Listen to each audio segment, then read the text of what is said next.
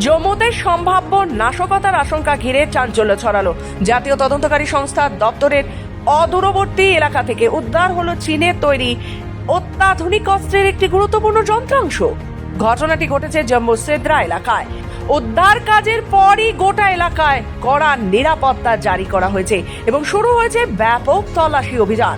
Police সূত্রে জানা গেছে উদ্ধার হওয়া যন্ত্রাংশটি চীনের একটি আধুনিক অ্যাসল্ট রাইফেলের স্কোপ। এই স্কোপের সাহায্যে বহু দূর থেকে নিখুঁতভাবে লক্ষ্যভেদ করা সম্ভব। প্রয়োজনে এটি স্নাইপার রাইফেলেও ব্যবহার করা যায়। ঘটনার সূত্রপাত হয় একটি অস্বাভাবিক ঘটনায়। স্থানীয় এলাকায় টহল দেওয়ার সময় পুলিশ লক্ষ্য করে প্রায় 6 বছরের একটি শিশু একটি অচেনা যন্ত্র নিয়ে খেলছে।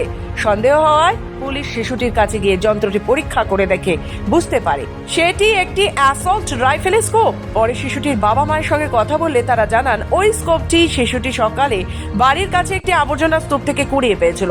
বিষয়টির গুরুত্ব বুঝে সঙ্গে সঙ্গে ঊর্ধ্বতন কর্তৃপক্ষকে জানানো হয় এবং এলাকায় সতর্কতা জারি করা হয়। ঘটনার তদন্তে পুলিশের পাশাপাশি যুক্ত হয়েছে বিশেষ অপারেশন গ্রুপ। কে বা কারা ওই চীনা অস্ত্রের যন্ত্রাংশ সেখানে ফেলে রেখে গেছে এবং এর সঙ্গে কোনো জঙ্গি সূত্র রয়েছে কিনা তা খতিয়ে দেখা হচ্ছে।